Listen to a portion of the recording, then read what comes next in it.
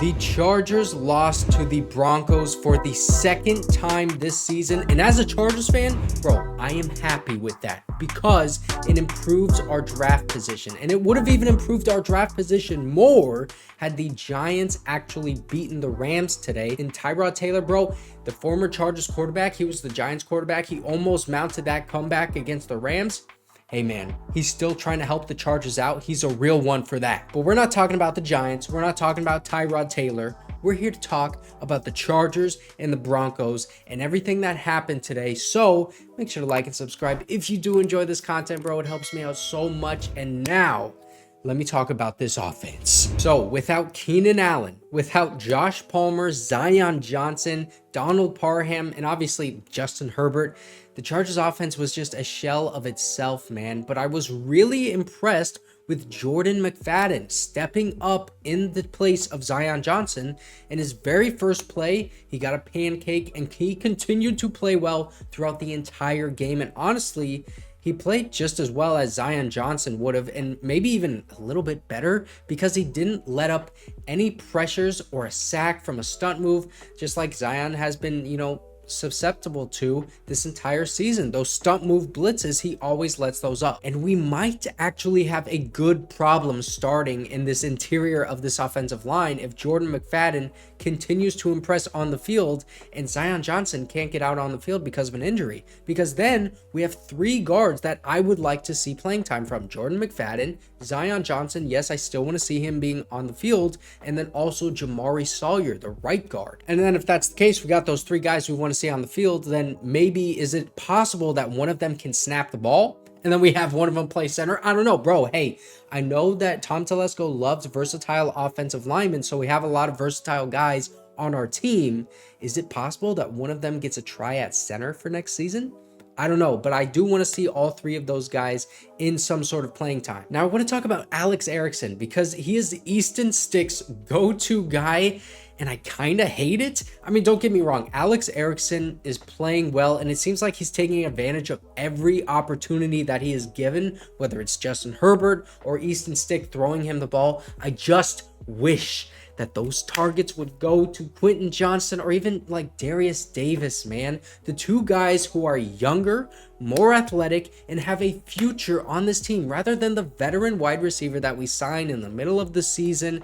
It's just frustrating because I want them to get more targets, but they're just not getting open. And Alex Erickson he's just outplaying both of them right now. So it's tough to argue that you should throw to Quentin Johnston over Alex Erickson, which if you told me that I would be saying that when we drafted Quentin Johnston, I would be calling you crazy right now. But that's the position that we're in. A wide receiver that we signed mid-season is outplaying our first round freak wide receiver, and that is why Alex Erickson is getting more targets. And Gerald Everett too, man. Gerald Everett has earned all of the targets that he's been getting because of what we see when he's getting the ball. He's constantly getting yards after the catch. He's constantly catching the ball when he's targeted, and he's getting yards. I mean, Quentin Johnston hasn't been able to catch the ball, and he's not been getting a lot of yak. Darius Davis too. He's not really been blocking when he's a wide receiver out there, and when he does get the ball, he makes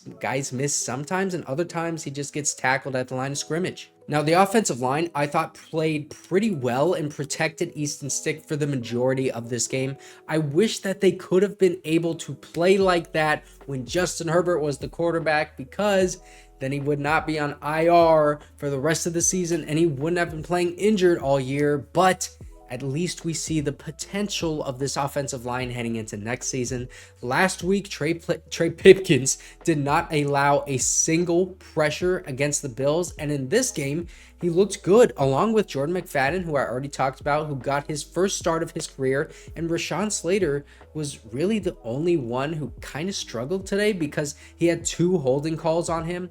But still, lots of positive takeaways for this offensive line, and the Broncos weren't calling a bunch of crazy blitzes and disguises like they were the last time that we played them. But it is good to see this offensive line play well under any circumstance, especially against the Broncos front seven, which is they're pretty good. Now we're going to talk about Easton Stick because he kind of looked uncomfortable just about all night, even though he was getting protected pretty well, like I was just saying.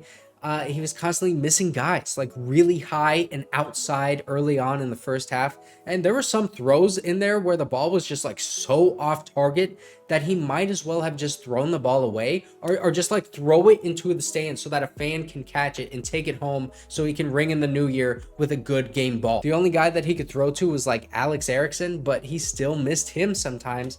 And he also didn't look comfortable in the pocket at all, even when the Broncos were just rushing 3 and the offensive line was holding up pretty well. His running ability, though, that was fun to watch, and he was able to have some nice plays with those QB draws. He's a little shifty, man. He had that one spin move. I know you remember that spin move. That was a nice move. He used his legs well, but watching Easton Stick, it just really should make you appreciate how good Justin Herbert is, because there was a huge drop-off in our ability to pass the ball because the Broncos were really doing nothing fancy with their blitzes or coverages all game, and he still could not get anything going for this entire game against a pretty vanilla defense in terms of play calling. Now, on the defense side of things, Derwin James actually played pretty well today. I think that's the first time that we can say that all season. He had a pass breakup against Jeudy on that first drive, and he looked fast and physical all day today. He was coming downfield fast and with a vengeance and purpose. That is the Derwin James that we love to see as Chargers fans, and I think he looked that way today because he was playing more of that traditional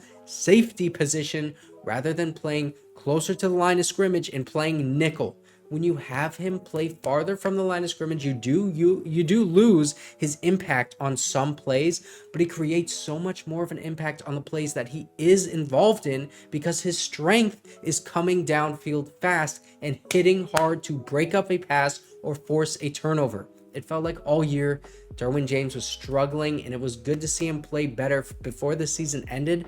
But at least now that we know Brandon Staley is gone and Derwin James, he is immediately playing more like he used to, which is an all-pro freak safety. There was one play where Javonte Williams just stiff-armed him hard into the ground, and then another play where he had an interception just go right through his hands. So it's not like he had an amazing game. He also had a sack that he just kind of cleaned up. It was like a cleanup sack. It was really Morgan Fox who disrupted that play.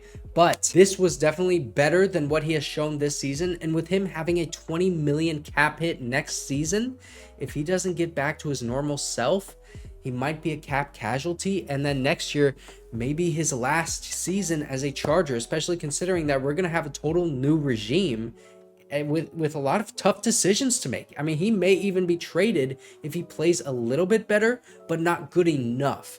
There's a lot of options on the table for his future, but today he was better, and that is a step in the right direction no matter what his future holds. And bro, Khalil Mack, I say it every freaking time, that dude is so good. He is one of the best edge rushers in the NFL, and today against Jarrett Stidham, he got his 100th career sack and his 16th of the season by just forklifting a Broncos offensive lineman. It was the left guard straight into Jarrett Stidham's face, and that boy was falling back. He fell on his butt. He didn't even touch the quarterback, and he got the sack because of his old man strength pushing the left guard into the QB's face. You love to see that. And Khalil continues to play well even when the Chargers are long out of the playoff race, and there is nothing for him to prove as an aging veteran making a ton of money. It is so admirable that he sustains this high level of play even when the Chargers are so bad, and he could easily check it in for the season and say, better luck next year. But he was well worth that trade, man, because I don't remember what we gave up for him, like a second round pick and something else. But also Tuli Tuipulotu continues to play well, even though he has slowed down a little bit as the season has gone on. He's a rookie, and he was setting the edge well, just like he has done all season. Wasn't really rushing the passer that well in this game, though. One of the highest value positions is the edge position. And Tuli Tuipulotu playing this well as a rookie, I mean, he is on pace to be an extremely valuable piece for the Chargers over the next, decade, which is exactly what we need right now. And it looks like this roster is set to go under a lot of change over these next 2 years. And then speaking of the next 2 years, why did we start and play Nick Niemann more snaps than Daiyan Henley? We drafted Daiyan Henley in the 3rd round of this year's draft. Why do you not get him as much playing time as you possibly can in a meaningless game rather than start your special teams contributor linebacker who is a veteran and has been on this team for a couple years. I mean, there's no future in Nick Niemann at linebacker for this team. Daiyan Henley has a legitimate shot to be a like 5 or 6 year starter in the linebacker position for this team. So why do you not get him as many snaps as possible? Play all of these young guys as much as you can. Get them used to that NFL speed, especially with these last 2 games, because these are free games. This is free XP for them, just like in Madden 24. You're getting free XP, bro. You need to utilize it and get these guys on the field. I just really don't understand Daiyan Henley not getting every single snap on defense in this game. And then the secondary, I was kind of avoiding this, but dude, they all suck. I'm sorry. None of them played well other than Derwin James, and I don't want to really rag on them too hard because this is still basically Brandon Staley's defense, but now without Brandon Staley. So you take an extremely complicated scheme and then you lose the guy who created it and helped put you into position and try to make it less complicated for you. I mean, these guys are set up to fail right now.